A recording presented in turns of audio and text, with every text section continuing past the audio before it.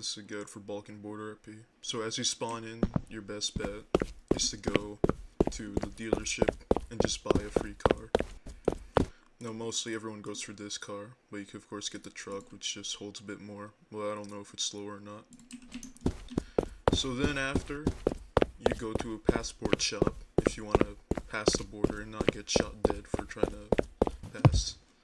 So each of these passports have different uses and how you can pass another border depending on which one it is. Like for example, as of right now, Slovenia is very neutral and their passport is accepted everywhere. Unlike the Kosovo passport, which is not accepted in a wide variety of countries such as Serbia and others. I'll briefly go over this. I'll make a more in-depth video. So these are just team jobs as seen here. You'll do like RP or just army stuff to just fight in game. Difference between the army and police is simply one has a assault rifle and one has a baton. And the government, I'll be very honest with you, I rarely recall getting paid. Yet you probably are already gonna have most of the cars if you know how to grind out this game. The government is kind of a hard job. If you're like smart, then it shouldn't be. But if you're kind of like lacking on English and communication, then your best bet is the army if you're not skilled enough. So some of these countries have special places, for example, like jobs, or in Bulgaria, for example, there's a gun store where you can buy guns for like, I think $2,000 to $5,000. I don't remember off the top of my head. So firstly, in Croatia, you can transport oil to Romania. In Serbia, there's a postal office to deliver mail or to transport crates to places. And then in Bulgaria, you can farm wood and cut down trees. And in Bosnia, you can defuse landmines. And in Macedonia, you can fix up cars. And then in Montenegro, you can sleep, which is personally my favorite because how easy it is.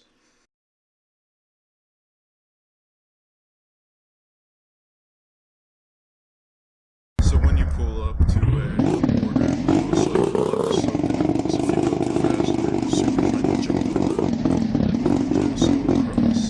So usually by the time you get to the border, they'll most likely ask for your passport, which you have to show out by, equipping it.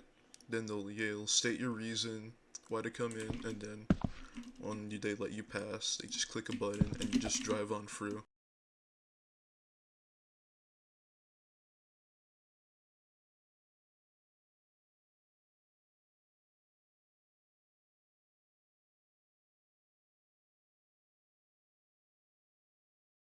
So here, personally, in Montenegro, this is my favorite no-skill job, where I literally recall just using a macro and just did this all night.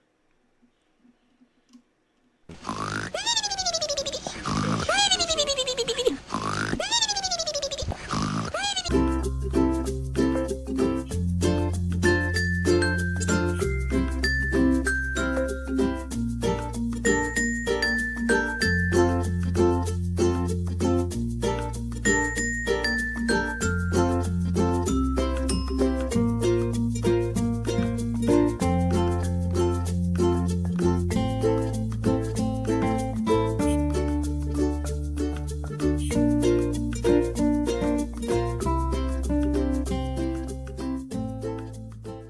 So lastly, when you eventually get enough money to buy a gun, you can go to the gun store in Bulgaria, which you can find the Chris Vector, which is like the main gun of Sitcom, which is just UN peacekeepers basically, under a different name. You can buy an HK with attachments, which usually looks pretty nice, except there's some glitches of course, but it looks pretty nice. You can then buy a FAL or a Mac 10, I think, or is that a micro Uzi? Yeah, whatever.